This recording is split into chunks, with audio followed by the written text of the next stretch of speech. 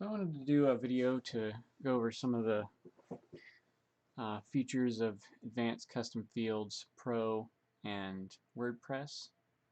Um, this will be a really basic video about the uh, general functionality of adding the ACF plugin to WordPress and then doing some things with the fields. So I've started with a very just initial load of WordPress. I've used the VCCW virtual machine, I guess. It's just a virtual box that you can run with Vagrant, and the site's pretty easy to go to, vccw.cc, and you install a few things, virtual Vagrant, and this, since I'm on Windows, I added my host file, and then you can do Vagrant box add, which adds the box, and then this is the zip that contains all the WordPressy stuff. And then yeah, if you want to go to this on Windows, the domain .test on Windows, you need to edit your host file. Otherwise, yeah, if you're on Macs, you can just install the plugin and it'll get you set up with the host. Anyway, these are the username and password combination for logging into WordPress. I'm not going to deal with any of this other stuff, so it's really all you need to know at this point. So I've installed all that, and I've logged in to WordPress. Now the reason I'm saying Pro is what I'm going to go over today is because it offers, really, if you want to start doing layouts, complex layouts with ACF, you need the Pro version, in my opinion. It just offers a lot more for doing really flexible layouts and different content types than the free version. Things like the repeater field, the gallery field, which I'm going to be going over the gallery field today, flexible content field, clone, and then finally the options page, which is really nice if you want to do just overall theme options. But I'm not going to get into any of that in this video, but it's a very straightforward website to get to and start reading through all the documentation they have there. Alright, so obviously first thing we want to make sure ACF Pro is installed, which I've already done, and that gives me this custom fields menu item in the admin side of WordPress.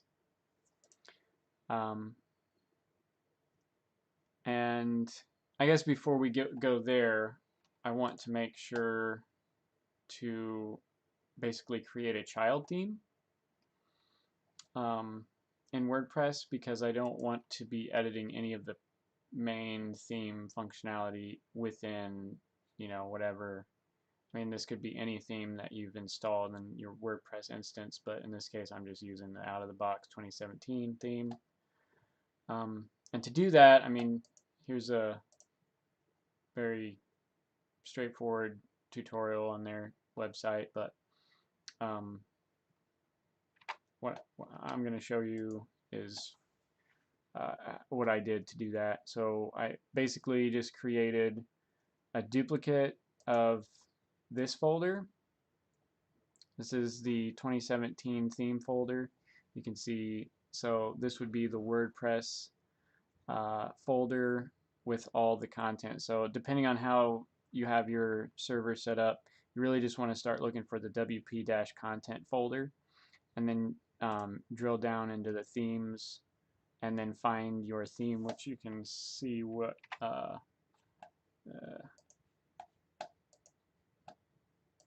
in the theme details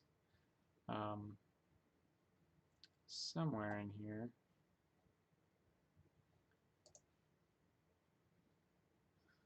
I guess it doesn't, like, here show you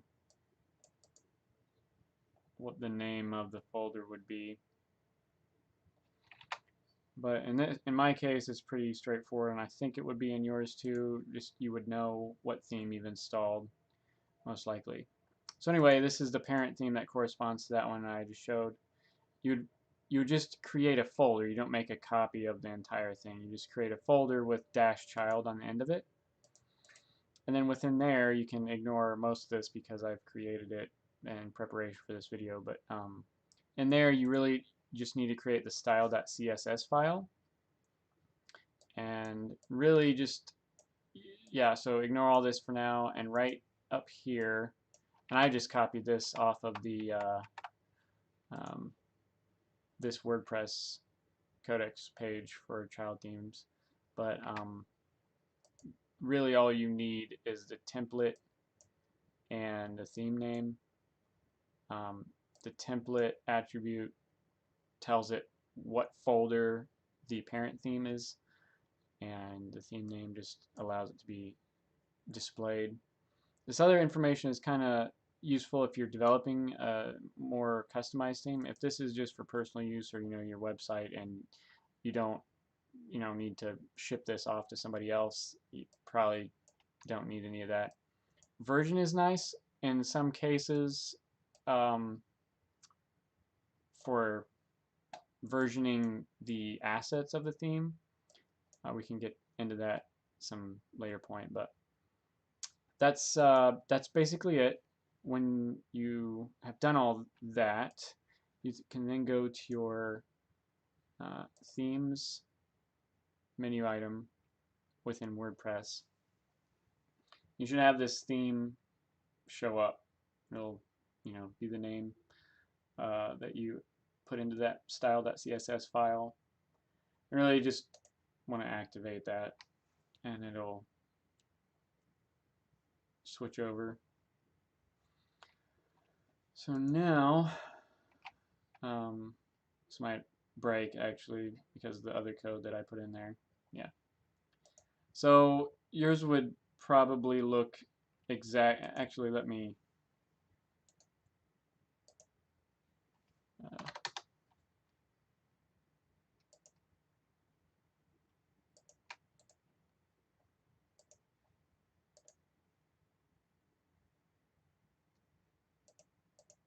okay. So I made a little copy, and this won't affect any of that, any of the other theme options. But this should be what you see if you've just completed, maybe. Let's see what else. Oh, let's take that out.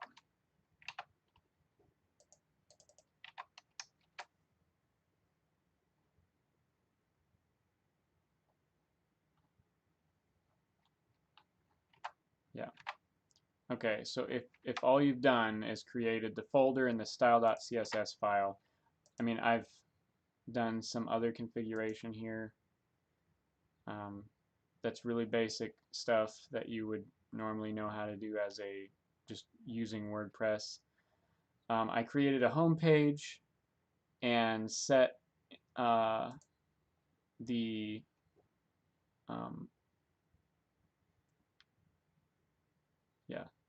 set that to the home page here as the set it as the page that the home page uses, and then it made some edits to the content, so you see that here.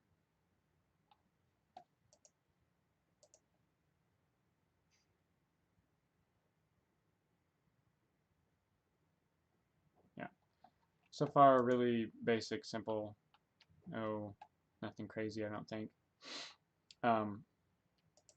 So we switched the theme over and done some content here, but really we want to add a few things to the home page. We want to add a slider and maybe a headline that's separate from the page title, and we can style very specifically. So to do that, I'm going to go in here and add a couple custom fields. So the first one I'm going to add is the slider. So the field group name really, as you start playing with this, you'll see what, depending on your application, what the best thing to do as far as a name would be.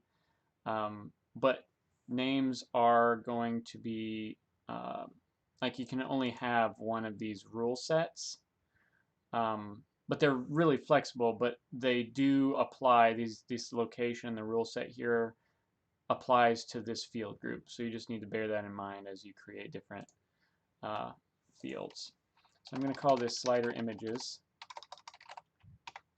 and it populates the field name. The field label will show up, and you'll see this, but it'll show up on the page.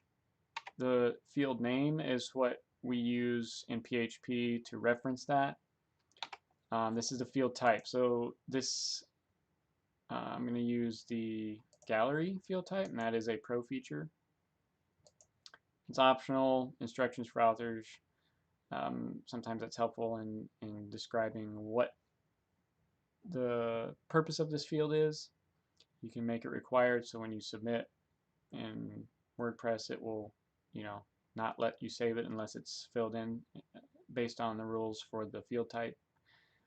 For this specific field type of gallery, you can say, okay, I need at least one, or you can only have 5, which would probably be good if you're doing a slider. You really don't want more than 5 images, enormous images on a home page. As my general rule anyway. So a lot of other stuff, I don't really want to get into that right now. But what we're going to do with this is say we really, for this slider, we only want to show it when we're editing the home page. So that's what this rule set does. Is when we're in the back end of WordPress, when we're editing the home page, in this case, it will show this field group. And there are other settings down here that, again, we're going to ignore. So publish that.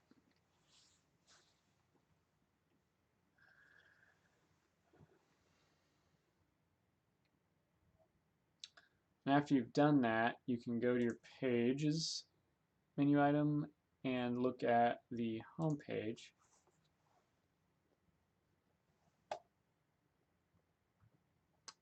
Yeah. So, oh yeah, you can ignore. I added these earlier, and because the data saved, and then I basically just re-added that slider, it populated the slider images that I saved previously. But yours won't do that if you're just starting fresh. But yeah, so you can see, the normal stuff, home up there, have the content, but now we have this added box down here. So yeah, I'm going to add those images again, and these are just placeholder images, nothing special. And you can reorder them by sliding around for this, field type, which is nice. So I'm going to update this. Now, something you might be wondering is what happens now if I refresh the page, which you can do, and you'll see that nothing changes here. That's because even though we're modifying the content available to be edited, we have to add code to the to WordPress basically to show that content within whatever page or post or custom post type, whatever it is, within that page.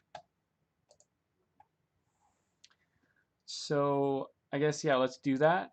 We can go in here, and now I did some of this before, and I don't really want to get into the specifics of CSS and stuff at this point. I'm really just trying to focus on ACF. but I added, did some font, some other things, mainly, and then also the functions, which you might be interested in to dig down and to figure out what all this does, because this would be super important to configure if you're going to be dependent on, like in my case, I just used a quick, flex slider thing just so I could get a slider going without having to handcraft it. But that page, the child themes page, goes into detail on how to make sure that your child themes style sheet is being included. And optionally, you can include the parent style sheet, which I am doing, which all that means is, okay, so here we're looking at the 2017 parent theme. It has a style sheet here. So it has a ton of CSS. Sometimes you don't want that. You don't want to include the parent theme style sheet. You just want to start fresh, do your own thing. And in that case, you want to include the you want to include the parent theme style sheet, which you can see is being done right here. And then you would want to obviously include your own style sheet, which would be added after, as long as you do it correctly with the enqueuing of the styles here, because this line right there is indicating that this style sheet, which corresponds to this file within our child theme, is dependent on this parent style being added first, which would be helpful if you're trying to just modify some parent theme settings. Okay, so we got that done, and we can see if there are any changes at this point. That would be interesting. Yeah, so since I've now re-added that parent theme style, things are looking more normal.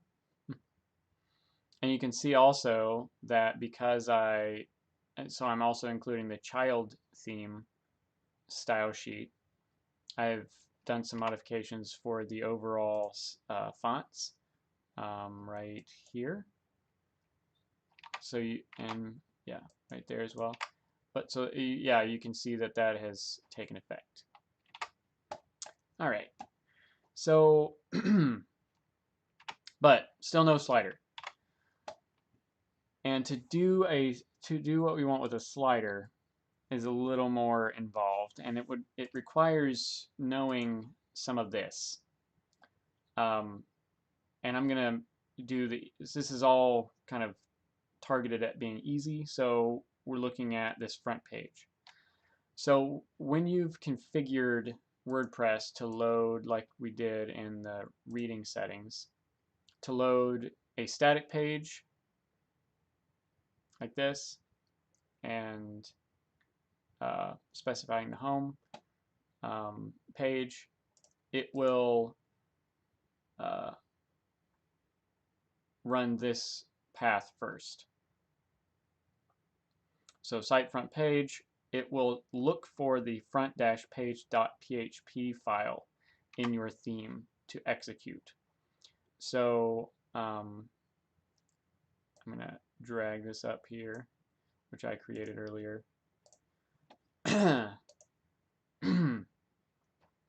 So basically what I did there is I looked at the parent theme, which is 2017, and looked at how it was set up, and kind of duplicated it to some extent. I removed a lot of stuff because I don't need much to do this. But the main part of this is really this part right here, where we're looking at what we have in the posts function, and then executing a loop which loops through this have posts array of posts, and then we get the post, which basically assigns a global variable to a post, which assigns that, array element to the post global variable, and then it executes this function. Anyway, this get template part function, and you can look all these functions up in the WordPress. I don't know, just Google search it. Get template part. Yeah. And if you search for a function and it doesn't go straight to WordPress, just put WordPress in the front of it, and you'll usually get there. So we're just gonna assume this is all working, and I'm gonna put this template part down here. So this function here is looking for a folder path with the beginning of the file name that starts that way, and then a dash, and then a second part of the file name that starts with front dash page. So I created this folder structure with template parts and page, which mimics the parent theme's folder structure, and then put in basically the same thing that the parent theme had as far as a file name, content-front-page.php. So that means for every post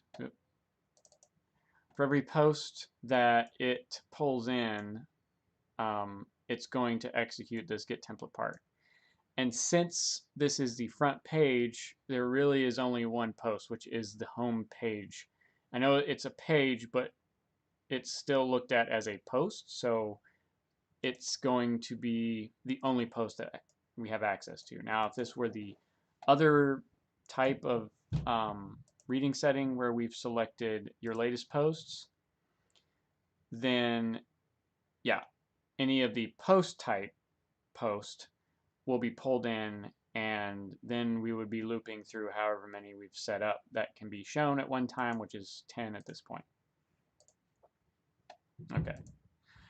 So you can see we have some HTML. Now this get header calls from the theme the header file, which I've just put in there. So when you call this function get header, WordPress is going to look for the header.php file within your theme, and then basically parse it and whatever, execute it. There's some other functions here that we're going to ignore at this point. I'm also going to put in the other files that I created. Okay. All right, so we've done some file structure and other things, but the main thing here is this content front page file. So once we have, let's see.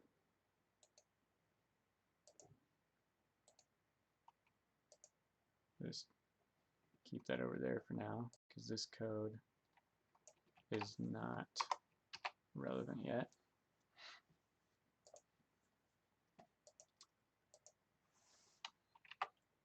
Yeah, so now front page is going to be called because of the WordPress hierarchy, because we have it set to static page.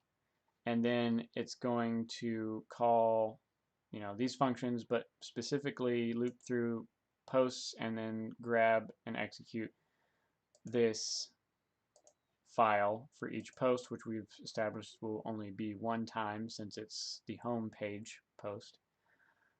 So within here, we want to make our customizations to the home page. And in this case, Advanced Custom Fields gives us some functions that we can use to pull in data associated with a post. And they have all this documented on their site. We can look up get field real quick.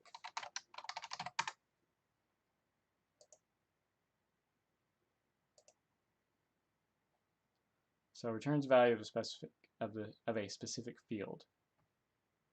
And if we look back in our field groups,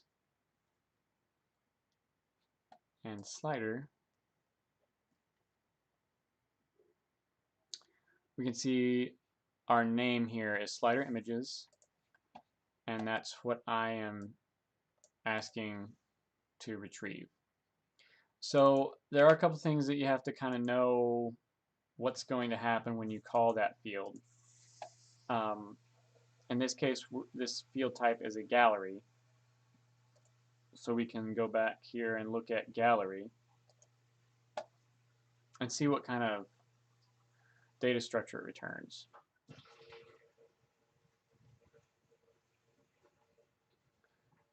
So here they've been very helpful and just given us a dump of that data structure. We can see that it's an array, and each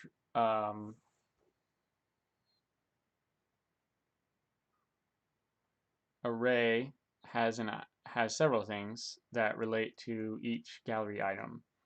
The ID is what I'm interested in at this point, because I want to leverage WordPress's image attachment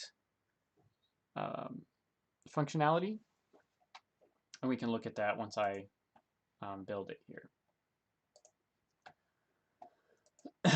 So when we do this, we get an array of those gallery images. I'm calling it slider, just for the sake of whatever, getting it done. So then I'm looping through each of those, and for each slide, here's our, this part of the array. I'm calling the WP get attachment image function in WordPress, which takes the ID and optionally the size, which I want the original, because I uploaded these as 1080 by 720 just for kicks.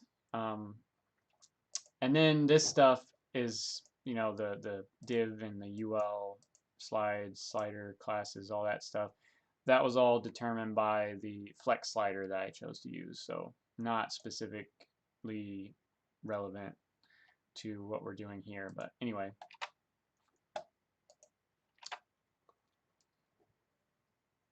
Okay, so this should work, I think.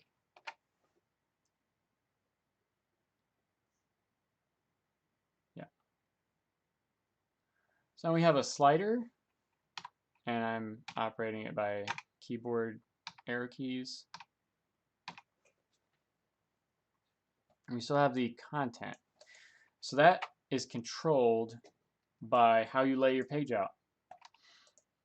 I have the slider here, and it has all its own, classes and styles and things.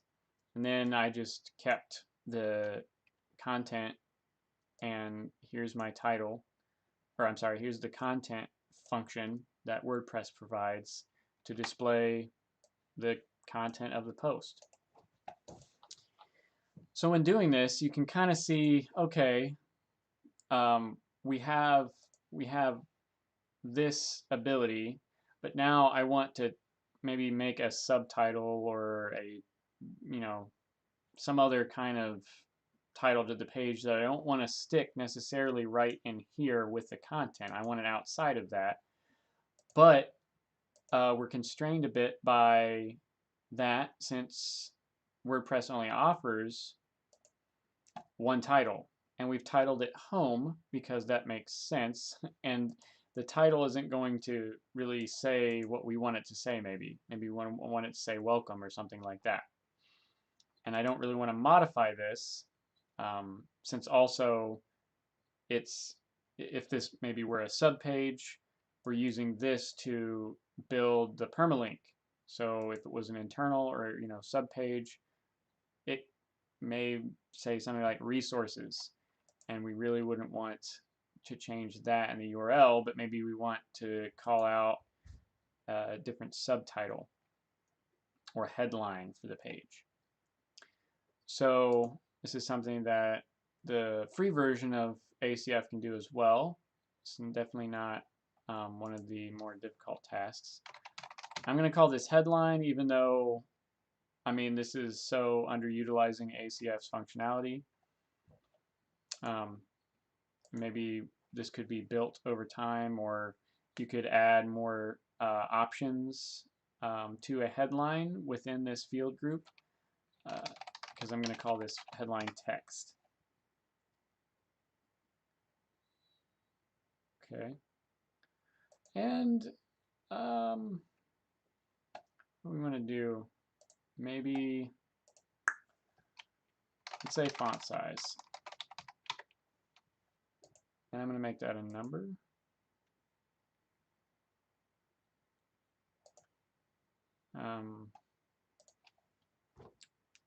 Is there, trying to think if there's anything else interesting that we could add. I mean, you could add font type in here, but it's not going to give you, we'll just, well, what about color? I mean, you could also do the what you see is what you get editor. And I guess that brings me to an interesting point.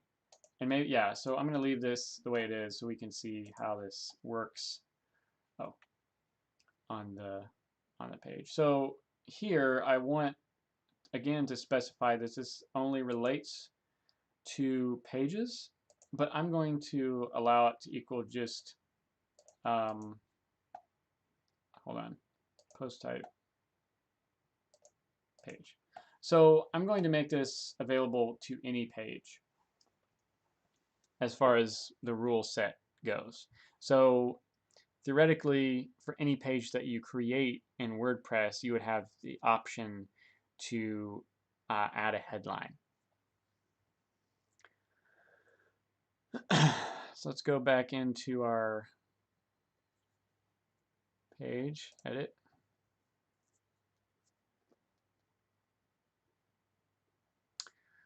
Yeah, so here's my headline.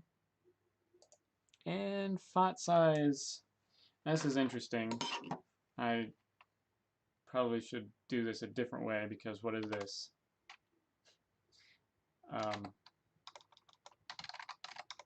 With a number, I would probably I should have specified what the units should be. But we're going to use rem units just because. And you can see here that it's very granular. Like, there is no styling happening at all, which can be a good thing if you want to like control every aspect of your style sheet, because somebody else couldn't get in here and say, I want to make this white text, or I want to make this, I mean, obviously you can change font size here, but they can't change the position of it on the page. Now they can make it 1,000 lines long, but actually ACF also provides character limits to text. So anyway, so let's go in here, and I'm going to copy this from earlier, the code I used. So do it quickly. I'm going to put it at the top of the page. Now this is all just still the front page. I know I talked about, we added that rule so it was capable of being used on any page, but you would have to add that to the template that applies to all pages if that's something you wanted to do. And you would look in here and find, which one of those situations would apply. I'm looking for the page. Yeah. So, I mean, the front page is kind of called out differently. But if you don't have one specified in your theme, then it goes down.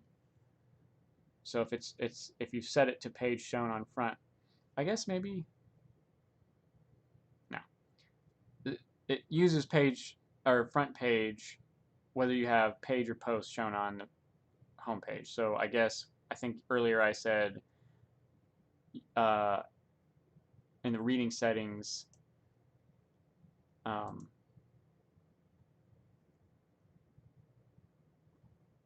this meant that I was going to use front page, but I think even if we used your latest posts,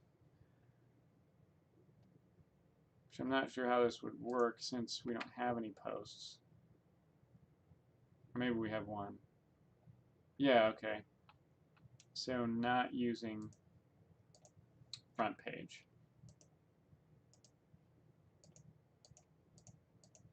Okay.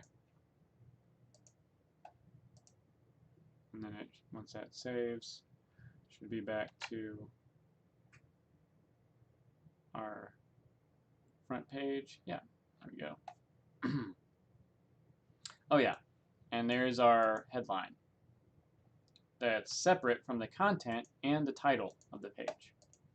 So anyway, what we're saying, so the page shown on front goes to the page template and logic, but then if it's the default template and you don't have a custom template set up, then, and those are, so if I had a custom template set up, that would be, you know, what they're saying here, it would be named a very specific thing. Well, I guess not a specific thing, but just named, and then .php with an attribute in the file. Anyway, it shows up within the page, and you can select a page template. I just don't have any set up right now. So we wouldn't do that, and then it would be default template page, and then the slug of the page is the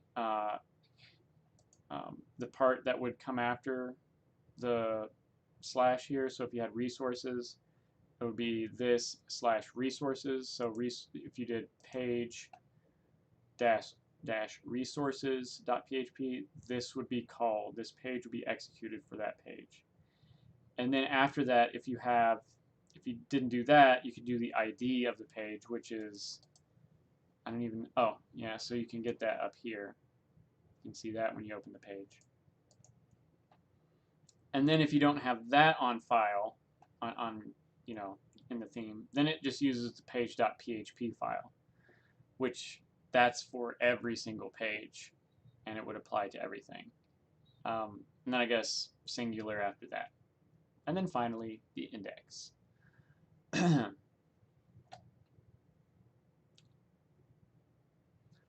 Just a note, you can see here the blog post index page. So the selection that says your latest posts, it goes straight to the home.php page. So you could actually, you know, find that in, the parent theme doesn't have that one. So it's probably just using the index.php file for that. Yeah, so this is what's executed on the blog type. All right. So anyway, you can see the headline is shown here. And that was all done right here. So I remember I said get headline underscore text, and that was corresponded to the field name that was added. And now we can do the font size.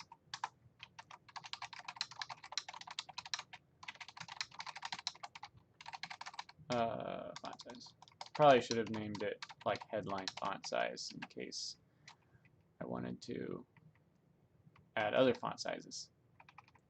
And I'm just going to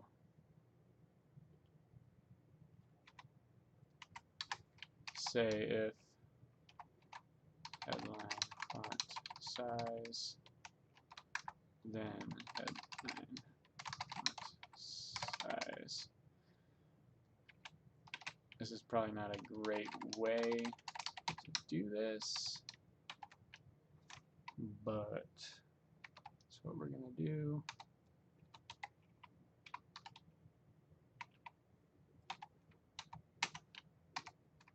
This is assuming that you know, probably never want to change that. Probably be better if that was a class. Anyway.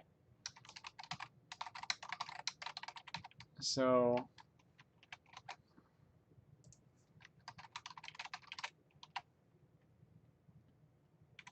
So, we're getting the font size, checking if it exists. If it does, then we stick that in the same, well,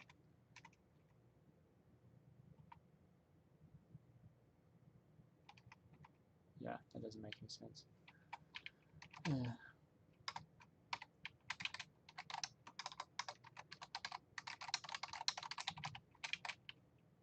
Okay, that should be it. See, yeah. So see if it exists, and then basically build a string with that as the font size attribute. So you don't end up with a style attribute on this header element with an empty font size, even though and that's wrong. Man, have I ever done this before? I'm curious.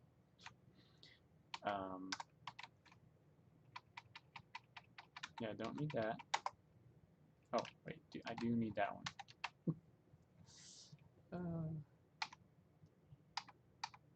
Okay.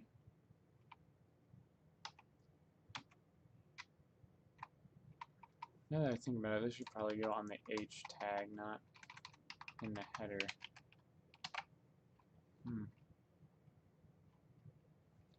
Okay.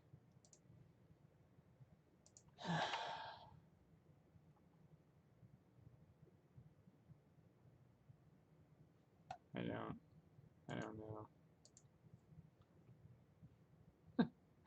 Yeah. So, as I was discussing, there was no unit associated with that. And we need to apply one. Should do that here then. See if we can just watch it right here. Yeah, 6 rem. Let's see. Oh, so that must have been what I had basically in the style sheet. Yes. Well, let's make it bigger. Let's just, see what we can do.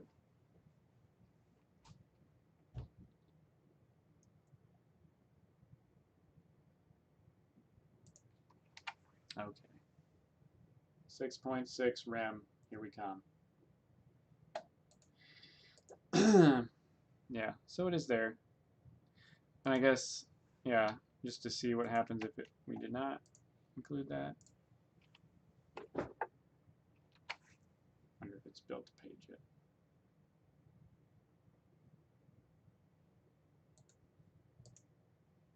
Yeah, see, so no style attribute that has an empty font size, it's just a clean H tag. But since I have specified that in the style sheet, that's being used. So that's just a, interesting possibility. You can do some other content styling within it. You could also do this, what you see is what you get editor for this same thing, and give whoever it is, maybe yourself or a client or whoever, access to be more involved in how it's styled.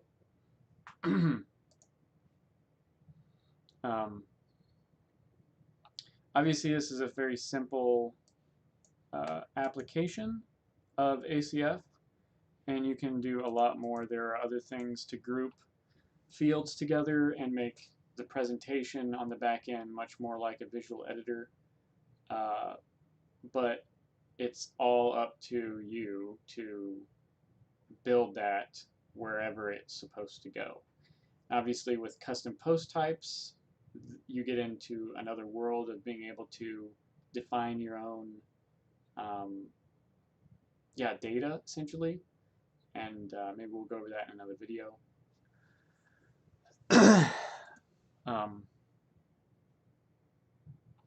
think right now that is a good start to getting your feet wet with ACF and WordPress. Thanks for watching.